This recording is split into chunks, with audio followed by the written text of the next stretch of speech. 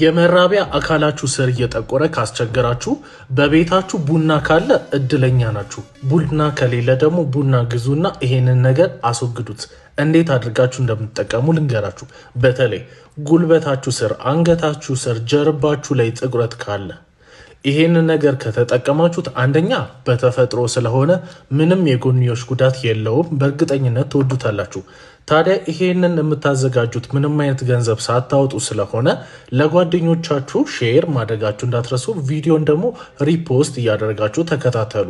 እንዲሁም ደግሞ ቪዲዮን አይታችሁት መጨረሻ ላይ ደግሞ ምነግራችሁን ነገር ካደረጋችሁልኝ ትልቅ ውለታ ታደርጉልኛላችሁ። እሱን ነገር ከመናገሬ በፊት እንዴት እንደምትሰሩት አሰራሩ ልንገራችሁ። የመጀመሪያ ማዘጋጀት ያለባችሁ 2 ማንኪያ ቡና ነው። ቡናውን አንድ ዕቃ ላይ ከጨመራችሁት በኋላ 1 ማንኪያ ቤኪንግ ሶዳ ታደርጉበታላችሁ።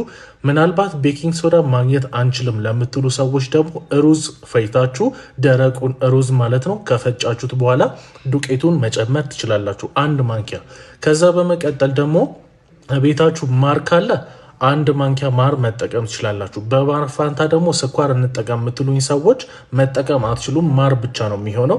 1 ማር ትጨምሩበታላችሁ። ከዛ በመቀጠል ደግሞ ቢያንስ ግማሽ የሚሆን ሎሚ ትጨምቁበታላችሁ። እነዚህን 4 ነገሮች በደንብ አድርጋችሁ ከበጠበጣችሁትና ካዋሃዳችሁት በኋላ የጠቆረባችሁ ገላችሁ ላይ ማለት ነው እየሄዳችሁ በደንብ አድርጋችሁ ትለቀልቁታላችሁ፣ በደንብ አድርጋችሁ ታዳርሱታላችሁ።